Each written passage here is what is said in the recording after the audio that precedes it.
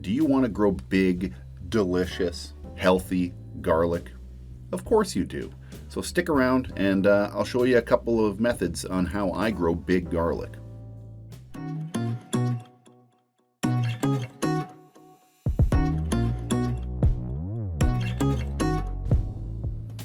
Okay, I'm going to make this as easy as possible. I'm going to give you a quick little breakdown summary of how this video is going to be broken down, and I'll leave timestamps below corresponding for easy access.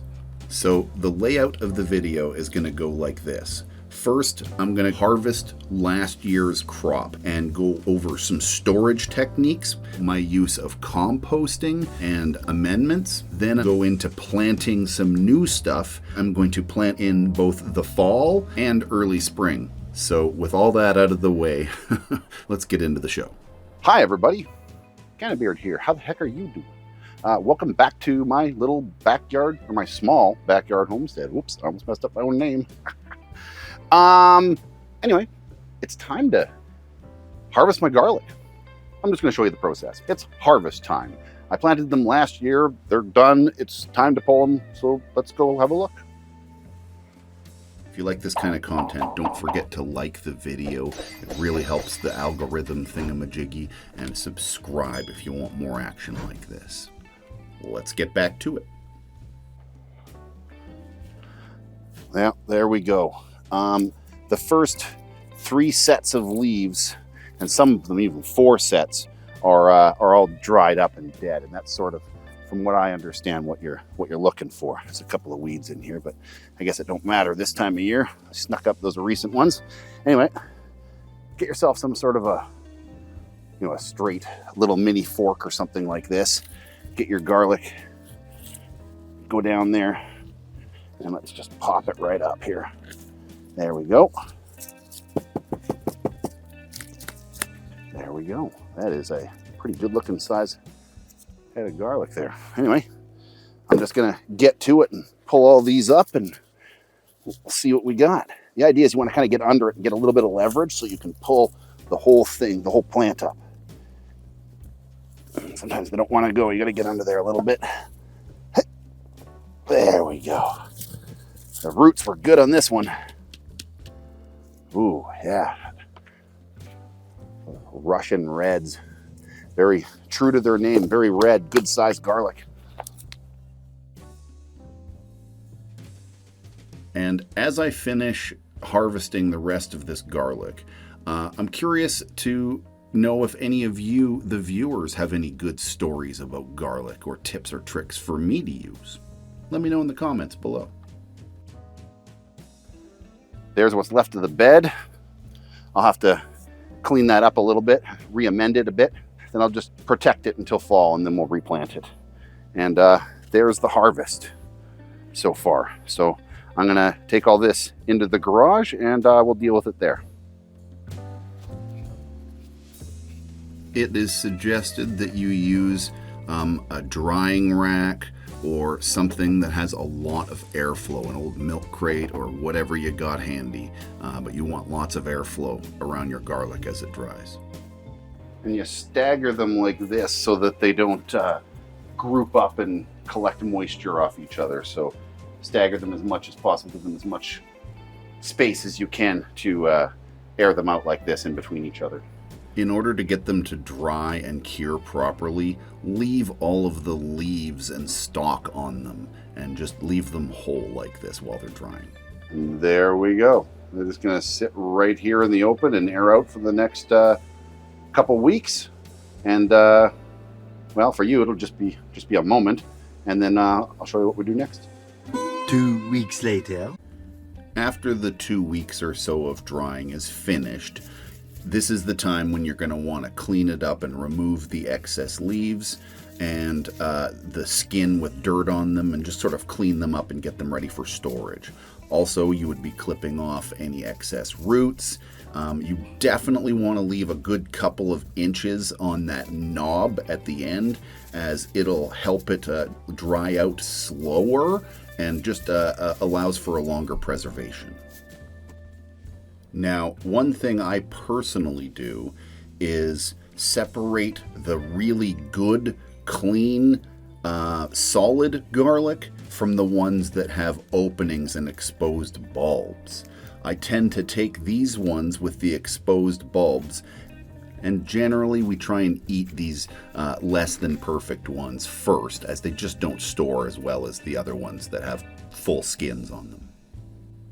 And if I can help it, nothing goes to waste, so I put all the excess into the compost bin.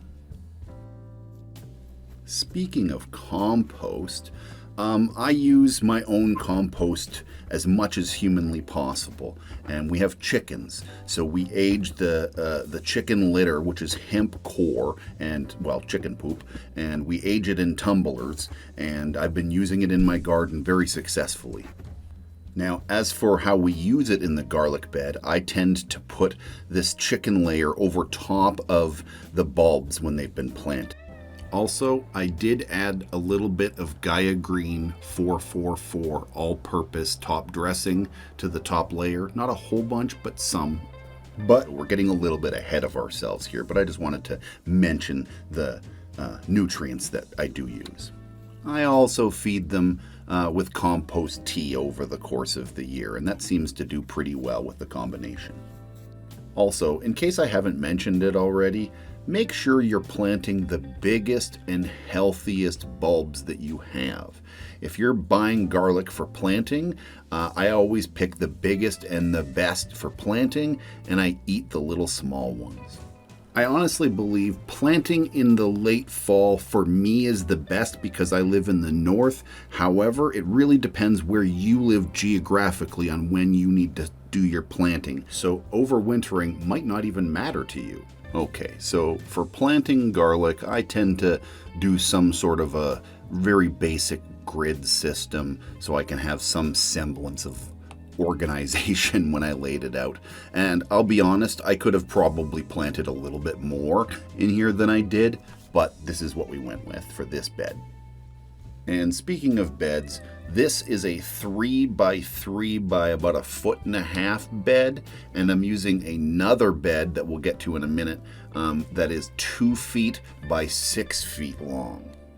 And we'll be planting more garlic in that one as well. And as for the 2x6 foot bed, it was a kit made by VivoSun, and we only had enough garlic for half the bed. So we're going to do a little bit of an experiment here. We're going to plant half the bed in the fall and then half of the bed in early spring as soon as the snow melts. Okay, and once all the bulbs are planted, I put a layer of cracked straw and like hay and stuff over top of it. However, you got to be careful with hay because sometimes they have seeds, and then you got to pick the weeds out of your garlic bed all spring. You just want a good sort of cover for it for winter to help insulate against the snow a little bit, depending where you live in the world, of course. I personally just put this chunk of latticing down on top of it to keep the straw and stuff from blowing away and to keep cats from burying turds in it. Now we must wait through winter for spring to come. And when it does, up sprouts the garlic and starts the process all over again. And one last tip for you before we're done here, it's actually a major part of the process, is the scapes. Scapes are these little curled up, what will be flower pods, I believe, and you're definitely going to want to remove these, as removing them diverts energy back into the bulbs instead of flower, because if you don't do it, your bulbs are going to be pretty flavorless and small. But there's also another plus side. These scapes are delicious. You do not need to throw them away. You harvest them, collect them, chop them up into stir fries or whatever you're cooking, and they are quite delicious. They're a little bit milder than garlic, but very good. I highly recommend using them. Well, I'm impressed. It's been about a month. This is the garlic we planted in the fall. And this is the stuff that I planted just maybe a month ago. I mean, it's all coming up. Right on. Faster than I expected. Definitely not nearly the development of the stuff that's done in the fall previously, but not bad, not bad. Stay tuned. Don't forget, I'll do an update in the middle of summer when I harvest this all, and we'll take a look and see what the difference truly is between fall planted and early spring planted. Cheers. Alrighty, folks, that's about it for today. Thank you for watching. I hope you enjoyed. I'll see you real soon for an update. Until then, keep growing.